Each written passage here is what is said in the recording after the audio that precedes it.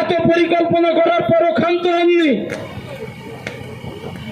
মমতা ব্যানার্জি তার police 14 August রাত্রিবেলা তৃণমূল এমএলএর চারপাশে যারা নেতাদের চারপাশে যারা ঘরে ঘোরাঘুরি করে গুন্ডা মস্তানরা তাদের লেলিয়ে দিয়ে যেভাবে হসপিটাল ভাঙচুর করা হয়েছে, সেমিনার রুম ভাঙচুর করবার চেষ্টা হয়েছে, আমাদের কমরেডদের উপর মারার চেষ্টা হয়েছে, সারা পশ্চিমবাংলার দেশের মানুষ দেখেছে।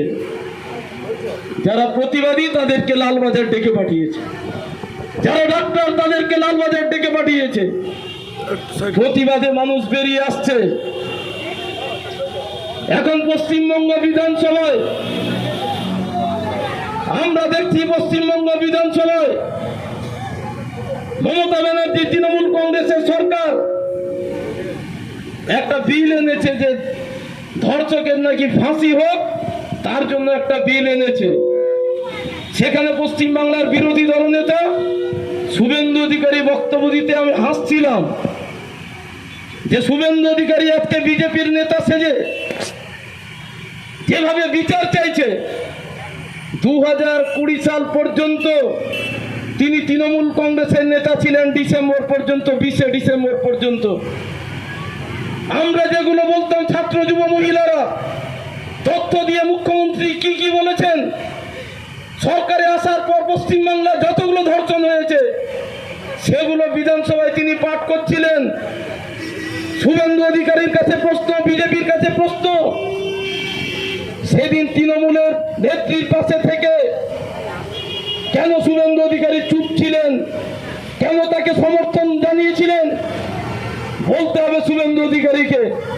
আমরা বলেছিলাম যে 2012-তে ফার্স্ট স্ট্রিটে যখন গণধর্ষিতার শিকার হয় আমরা প্রতিবাদে নেমেছিলাম। মুখ্যমন্ত্রী কি বলেছিল? দোকানি আর খদ্দেরের গন্ডগোল। তৎকালীন কলকাতা গোয়েন্দা দপ্তরের প্রধান পুলিশের ধর্মমন্ত্রী সেন তদন্ত করে বলেছিলেন ধর্ষণের ঘটনা ঘটেছে। তাকে তিরস্কার করে পাঠিয়ে দেওয়া হলো, দার্জিলিং এ পোস্টিং দেওয়া হলো। কামদুনি, গেদে, গাইঘাটা, খড়জুনা, একের পর এক ঘটনা ঘটছে। কখনো বলছে ছোট্ট ঘটনা, কখনো মমতা ব্যানার্জি রেট ঠিক করে দিচ্ছেন বিধানসভায় দাঁড়িয়ে, বলছেন বিবাহিত মহিলা ধর্ষিত হলে 20,000, অবিবাহিত মহিলা ধর্ষিত হলে 30,000 টাকা। কোন রাজ্যের মহিলা মুখ্যমন্ত্রী, কোন রাজ্যের মুখ্যমন্ত্রী এরকম বলতে পারেন? অপরাধীদের শাস্তির কথা ঘোষণা না করে তিনি পুরস্কার দেন, অপরাধীদের ঘাট করেন। আমরা মনে করি লড়াইটা এত সোজা না।